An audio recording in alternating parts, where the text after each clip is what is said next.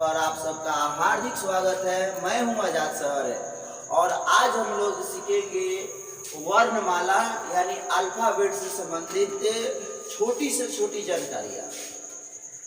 इसलिए आप लोग इस वीडियो में लास्ट तक बने रहे और मैं दावा करता हूं कि पूरे YouTube चैनल पर ऐसा वीडियो अपलोड नहीं किया गया है, तो आपको कुछ नया मिलने वाला है और बहुत अच्छा मिलने वाला है, तो लास्ट तक बने रहिए। चलिए बिना समय को गंवाए हुए हम लोग इस टॉपिक को स्टार्ट करते हैं। और जो सबसे पहला टॉपिक है वर्णमाला। देखिए, वर्णमाला को जानने से पहले हम लोग ये जाना जाए कि आखिर भाषा क्या होता है।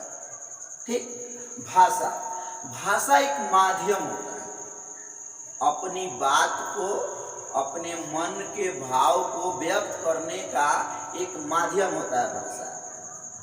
और भाषा का आखिर व्याकरण के साथ क्या संबंध है, अगर इसको देखा जाए तो जो भाषा शब्द है वह संस्कृत के एक भाषा शब्द है। संस्कृत के एक भाषा शब्द है, उसी शब्द से भाषा बना हुआ है, जिसका अर्थ होता है बोलना। जिसका अर्थ होता है बोलना, यानी भाषा वह माध्यम है जिसके द्वारा हम अपनी मन की बातों को, मन के भावनाओं को हम दूसरे के सामने व्यक्त करते हैं। आइए, एक भाषा का निर्माण कैसे होता है। जैसे घर का निर्माण होता है, उसमें हम लोग देखते हैं कि बहुत सारे सामग्री का प्रयोग होता है। ठीक उसी प्रकार एक भाषा के बनने के लिए बहुत सारे इकाइयाँ उसमें मौजूद होते हैं। जैसे सबसे उसमें जो बड़ा इकाई होता है जिसे हम लोग वाक्य कहते हैं, वाक्य से भी एक छोटी इकाई होती है जिसे उपवाक्य कहते हैं, और उपवाक्य से भी एक छोटी इकाई होती है जिसे पदबंध कहा जाता है, और पदबंध से भी एक छोटी इकाई होती है जिसे पद अर्थात शब्द कहा जाता है, और शब्द से भी जो छोटी इकाई होती है उसे अक्षर कहा जाता है, और अक्षर से भी छोटी इकाई होती है जिसे ध्वनि कहा जाता है, और वही ध्वनि वर्ण कहा जाता है। इस तरह से आइए हम लोग आगे जाना जाए कि आखिर ये वर्ण होते क्या है। जैसा कि अभी बताया गया कि भाषा की जो सबसे छोटी इकाई होती है जिसे ध्वनि कहा जाता है, और उस ध्वनि को ही, यानी भाषा की सबसे छोटी इकाई ध्वनि है, और इस ध्वनि को ही वर्ण कहा जाता है। तो उम्मीद है कि आपको अच्छा लग रहा होगा। आइए आगे जाना है। अब अगला टॉपिक है वर्णमाला। वर्णमाला जाना जाए कि वर्णमाला किसे कहते हैं। देखिए, नाम से हिंदी को वही अच्छे से समझ सकता है जो शब्द को पकड़े। शब्द में ही उस शब्द का जो परिभाषा होता है उसमें निहित होता है, उसके अर्थ की जानकारी उस शब्द में ही निहित होता है। जैसे कि यहाँ पर लिखा हुआ है वर्णमाला।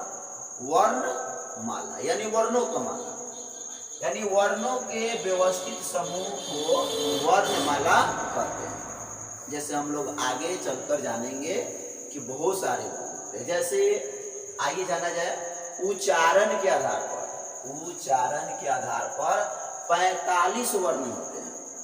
हाँ, स्पष्ट यहाँ कर दो कि जो हिंदी का जो मूलतः जो मानक है, उस मानक के आधार पर अगर देखा जाए तो उच्चारण के आधार पर 45 वर्ण होते हैं, जिसमें 10 स्वर और 35 व्यंजन, यानी दोनों को मिलाकर उच्चारण के आधार पर टोटल यानी कुल 45 वर्ण होते हैं। और लेखन के आधार पर, यानी जिसको लिखा जा सके, ऐसे वर्णों की संख्या 52। और ये 52 कैसे हुए, जिनमें 13 स्वर है, 35 व्यंजन है और 4 संयुक्त व्यंजन है। ठीक, एक यहाँ पर मैं आपको बता दूं, कहीं कहीं उच्चारण के आधार पर 47 वर्ण बताया जाता है, 47 वर्ण, और कहीं कहीं लेखन के आधार पर 55 वर्ण बताए जाते हैं। लेकिन 55 बताने के पीछे और यहाँ 47 बताने के पीछे कुछ आगत वर्ण भी होते हैं जो विदेशों से आया है। ठीक, उसके बारे में हम लोग नेक्स्ट आगे जानेंगे। आइए अब हम लोग जाना जाए स्वर क्या होता है। ठीक, इस व्यंजन को अलग अलग भागों में बांटा गया, यानी मुख्य रूप से दो, एक होता है स्वर और दूसरा व्यंजन। आइए स्वर जाना जाए कि स्वर क्या होता है और इसको अंग्रेजी में वोवेल कहते हैं। स्वर का परिभाषा होता है कि स्वतंत्र रूप से बोले जाने वाले वर्ण स्वर कहते हैं, यानी जिसके उच्चारण में किसी भी तरह की बाधा उत्पन्न ना हो, वैसे वर्ण स्वर वर्ण कहलाते हैं।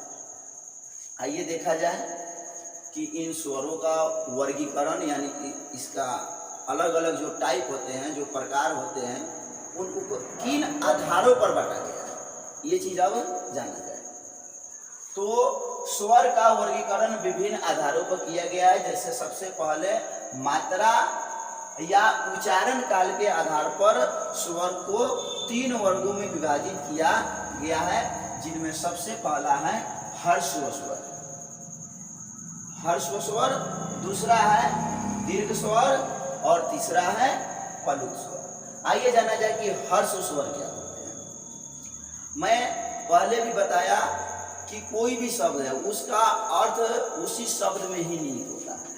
ह्रस्व स्वर यानी जिनके उच्चारण में कम समय लगता है, ऐसे स्वर जिनके उच्चारण में कम समय लगता है, वैसे स्वर ह्रस्व स्वर कहलाते हैं। जैसे अ, छोटी और छोटी उ, इसको बोल कर देखिए, कम समय लगता है, यानी जिनके उच्चारण में कम समय लगे वैसे स्वर ह्रस्व स्वर कहलाते हैं।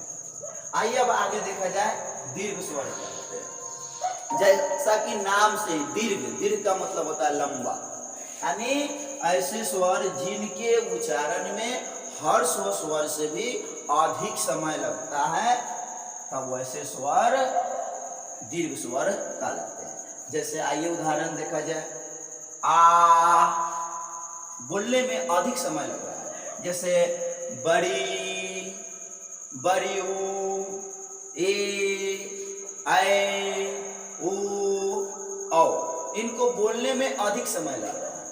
ठीक उसी तरह से मात्रा या उच्चारण काल के आधार पर अगला जो स्वर है वह हमारा पलुत स्वर। पलुत स्वर को जाना जाए कि आखिर होता क्या है। देखिए, पलुत स्वर ऐसे स्वर जिनके उच्चारण में दीर्घ स्वर से भी अधिक समय लगे, वे स्वर पलुत स्वर कहलाते हैं। जिनके उच्चारण में दीर्घ स्वर से भी अधिक समय लगे उन्हें पलुत स्वर कहते हैं। आइए देखा जाए, जैसे राम, लेकिन पलुत स्वर जैसे प्रयोग होंगे इसका उच्चारण बढ़ जाएगा। जैसा आप लोग संगीत में देखते होंगे राम, ठीक, ये है पलुत स्वर। चलिए, स्वर वर्ण को और भी आधार है जिनके आधार पर बांटा गया। जैसे जीभ के प्रयोग के आधार पर, जीभ के प्रयोग के आधार पर भी स्वर को 3 भागों में बांटा गया है। सबसे पहला अग्र स्वर, दूसरा मध्य स्वर और तीसरा पश्च स्वर। और मैं फिर बता रहा हूं कि कोई भी शब्द होता है उसका अर्थ कहाँ निहित होता है, ठीक उसी शब्द में। जैसा कि यहाँ पर लिखा हुआ अग्र स्वर, अग्र का मतलब होता है आगे वाला, मध्य का मतलब होता है बीच वाला और पश्च का मतलब होता है पीछे वाला। आइए देखा जाए कि अग्र स्वर क्या होते हैं। यानी जिन स्वरों के उच्चारण में जीभ का अग्र भाग, यानी जीभ का जो आगे वाला भाग है काम करता है, तब वैसे स्वर को अग्र स्वर कहा जाता है। आइए जैसे में देखा जाए, जैसे छोटी ई, देखिए जीभ का आगे वाला भाग काम कर रहा है, बड़ी ए, ऐ, ठीक, इसको बोलने में जीभ का आगे वाला भाग काम करता है, यानी ये अग्र स्वर। दूसरा है मध्य स्वर। आइए मध्य स्वर के बारे में जाना जाए। मध्य स्वर होते क्या है। यानी जिन स्वरों के उच्चारण में जीभ का मध्य भाग यानी बीच वाला भाग काम करता है, वैसे स्वर मध्य स्वर कहलाते हैं। जैसे अ, बोल के देखिए अ, ये जो उच्चारण हो रहा है वह जीभ के बीच वाले भाग से हो रहा है। ये सब चीजें आप पूरे YouTube चैनल पर ढूंढिएगा, ऐसे वर्गीकरण नहीं मिलेंगे। मैंने कोशिश किया है कि सूक्ष्म से सूक्ष्म जानकारी भी आपके बीच पहुंचे। आइए आगे देखा जाए। इसी क्रम में जो तीसरा होता है वह होता है पश्च स्वर, यानी जिन स्वरों के उच्चारण में जीभ का पश्च यानी पीछे वाला भाग काम करता है उसे पश्च स्वर कहते हैं। जैसे आ, ऊ, ठीक, या आप बड़ी ऊ, ठीक, ओ या औ। इसको बोलने में जीभ का जो पीछा वाला भाग है वह काम कर रहा है। यानी इस तरह से हम लोग क्या पढ़े कि जीभ के प्रयोग के आधार पर स्वर को 3 भागों में बांटा गया है, अग्र स्वर, मध्य स्वर और तीसरा पश्च स्वर। फिर आगे भी स्वर का वर्गीकरण किया गया है मुख द्वार के खुलने के आधार पर, और मुख द्वार के खुलने के आधार पर स्वर को 4 भागों में बांटा गया है। जैसा कि पहला है विपरीत, दूसरा है अर्ध विपरीत, और तीसरा है अर्ध समृद्ध, और चौथा है समृद्ध। आइए जाना जाए ये होते क्या है। सबसे पहले विपरीत, जिन स्वरों के उच्चारण में मुख द्वार पूरा खुलता है, जिन स्वरों के उच्चारण में मुख द्वार पूरा खुलता है वे विपरीत कहलाते हैं। जैसे आ, पूरा खुल रहे हैं, दिखाई दे रहा है ना, आ। आइए आगे जाना जाए। अर्ध विपरीत, जिन स्वरों के उच्चारण में मुख द्वार आधा खुलता है, पूरा नहीं, इसमें अर्ध, जैसा कि नाम से ही स्पष्ट हो रहा है, अर्ध विपरीत, यानी जिन स्वरों के उच्चारण में मुख द्वार आधा खुलता है अर्ध विपरीत कहलाते हैं। जैसे अ, ए, ठीक। तीसरा है अर्ध समृद्ध। तो अर्ध समृद्ध के बारे में जाना जाए कि जिन स्वरों के उच्चारण में मुख द्वार आधा बंद रहता है, जिन स्वरों के उच्चारण में मुख द्वार आधा बंद रहे तो आप समझ लीजिए वे स्वर अर्ध समृद्ध कहलाएंगे, ठीक। जैसे ए और ओ। चौथा है समृद्ध। आइए इसके बारे में। समृद्ध का मतलब कि जिन स्वरों के उच्चारण में मुख द्वार लगभग बंद रहता है, यानी 9 के बराबर खुलता है। यानी जैसे इसको बोल के देखिए, ई, मुंह खुल नहीं खुल रहा है पूरा, बड़ी, ऊ, ठीक। तो इस तरह से मुख द्वार के खुलने पर के आधार पर स्वर को 4 भागों में बांटा गया। अगला बांटने का आधार है ओठों के स्थिति के आधार पर, ओठों के स्थिति के आधार पर। ओठों की स्थिति के आधार पर स्वर को 2 भागों में बांटा गया है। नंबर 1 अवृत मुखी और दूसरा वृत मुखी। मैं बार बार कह रहा हूं कि शब्द का अर्थ, ठीक, शब्द में ही निहित होते हैं।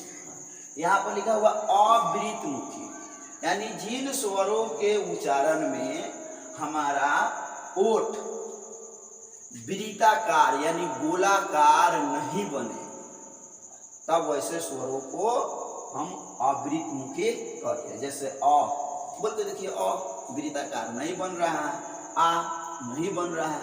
लेकिन जो दूसरा है वृत्त मुखी, ऐसे स्वर जिसके उच्चारण में हमारा ओठ वृत्ताकार रूप धारण करे, तब वैसे स्वर को हम वृत्त मुखी कहेंगे। जैसे ऊ, देखिए वृत्त बन रहा है, बड़ी ऊ वृत्त बन रहा है, ठीक।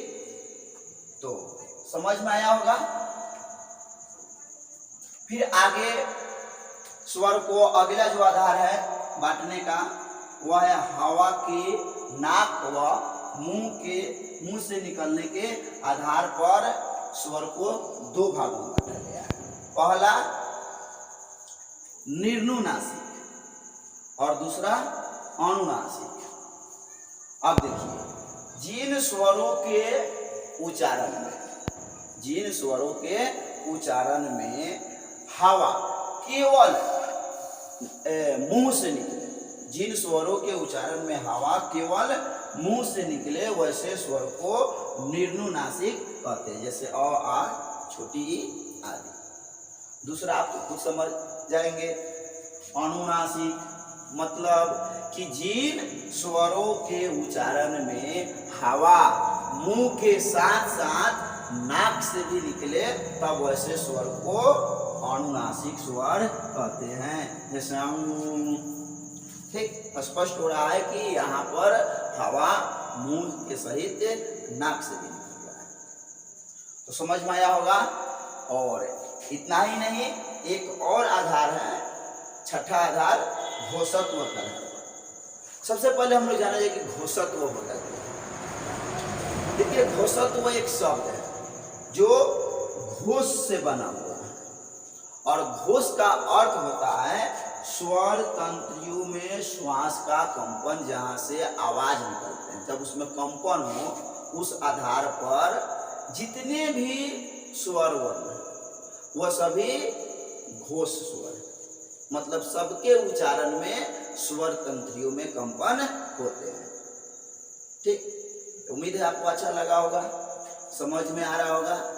ठीक, आगे आइए देखा जाए। ये थे स्वर वर्ण, और स्वर वर्ण ये पहला आधार था, वर्ण का पहला ग्रुप था। और दूसरा ग्रुप होता है वो होता है व्यंजन। आइए व्यंजन के बारे में। ठीक, व्यंजन जिसको अंग्रेजी में कॉन्सोनेंट्स कहते हैं। ठीक, आइए जाना जाए कि व्यंजन होते क्या हैं। यानी स्वर की सहायता से बोले जाने वाले वर्ण व्यंजन कहलाते हैं। किसके सहायता से? स्वर की सहायता से बोले जाने वाले वर्ण व्यंजन कहलाते हैं। जैसे इस क को देखिए और बोल को देखिए, क लास्ट में अ आ रहे हैं, मतलब इस क को बोला जा रहा है तो इसके उच्चारण में अ की सहायता ली जा रही है, और अ हमारा स्वर है। यानी स्वर की सहायता से बोले जाने वाले वर्ण व्यंजन कहलाते हैं। आइए अब ये व्यंजन कौन कौन होते हैं?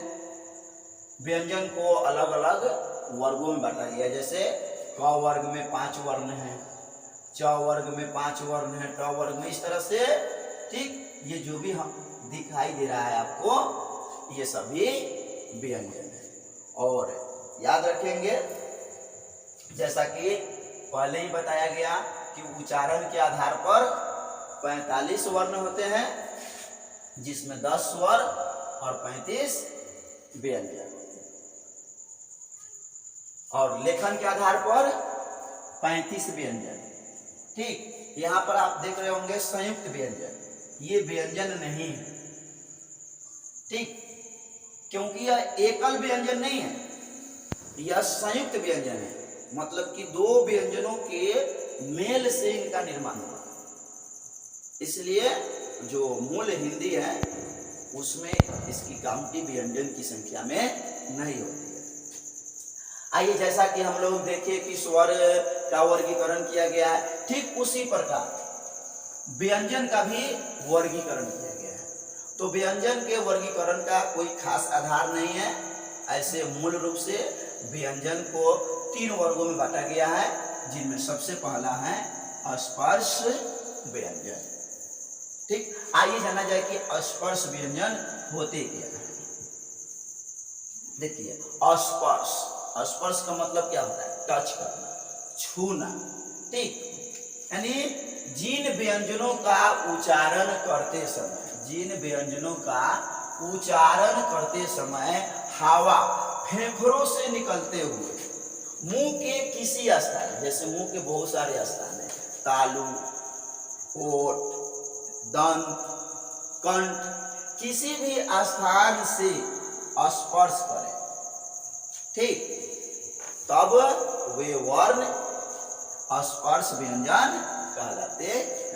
ठीक, अब स्पर्श व्यंजन कौन कौन होते हैं आप यहाँ देख सकते हैं, क से लेकर म तक, ठीक, क से लेकर म तक, ये सारे वर्ण स्पर्श व्यंजन कहलाते हैं। ठीक, समझ में आ रहा होगा।